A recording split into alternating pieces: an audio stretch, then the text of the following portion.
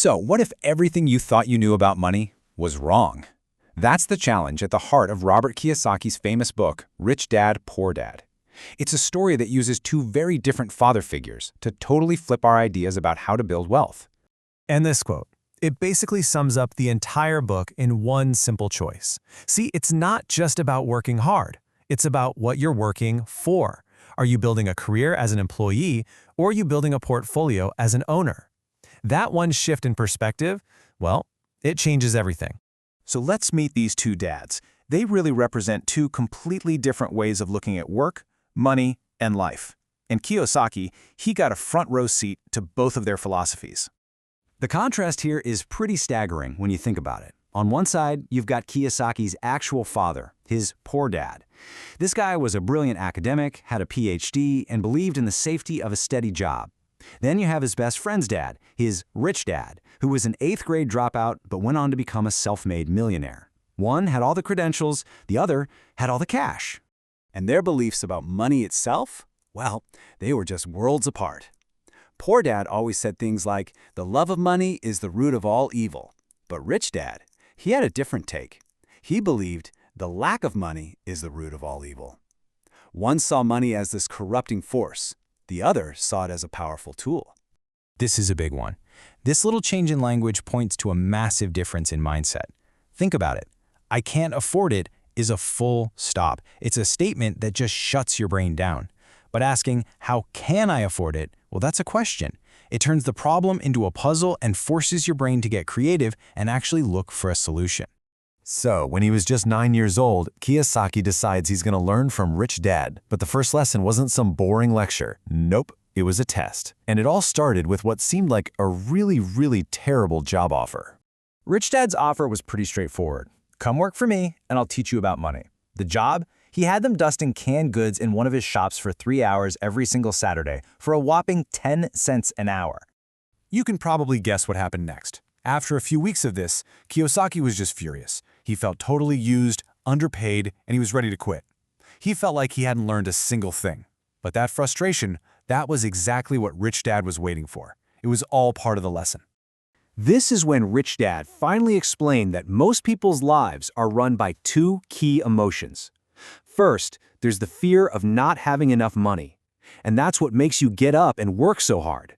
But then, as soon as you get paid, a second emotion kicks in, greed or desire, and you start thinking about all the cool stuff you can buy. This whole cycle sets up a really dangerous pattern. And this is that pattern in action. He called it the rat race. And it's just this endless loop, right? You get up and go to work because you're scared of being broke. You get your paycheck, you pay your bills, and pretty soon the money's gone again. And then that fear comes right back, and the whole cycle just starts all over. So this brings us to Rich Dad's first huge lesson. If you want to build any real wealth, you have to break out of this cycle. You've got to stop letting fear and desire call the shots. Instead of spending your whole life working for a paycheck, you have to figure out how to make your money work for you.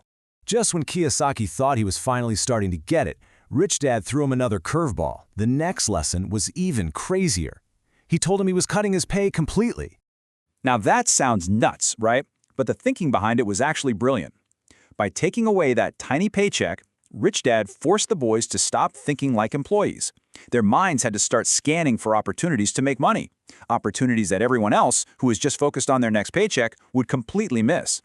And you know what? It worked.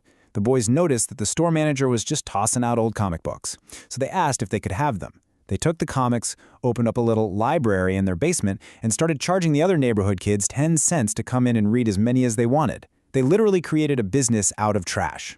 So get this, their little comic book library was bringing in, on average, $9.50 a week.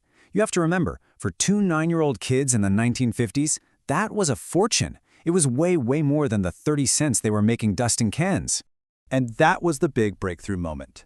Their business was making them money even when they weren't physically there.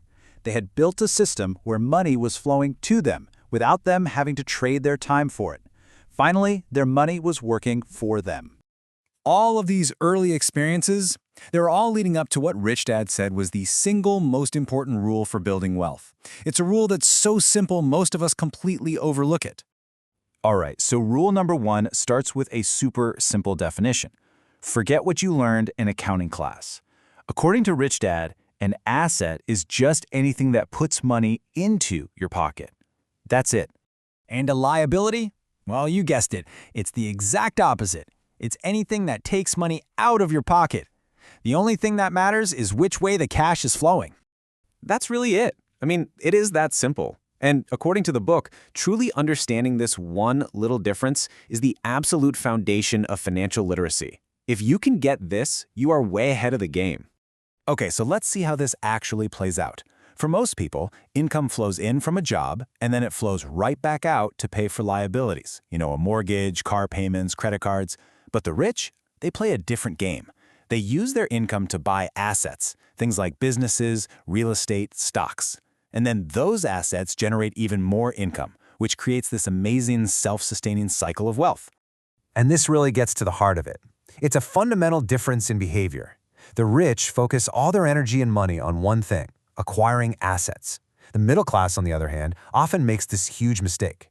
They buy liabilities, like a fancy house or a new car, and they trick themselves into thinking they're buying assets.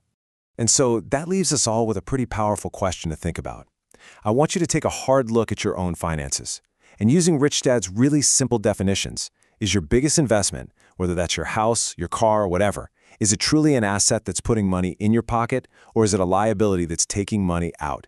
The answer to that question just might change everything for you.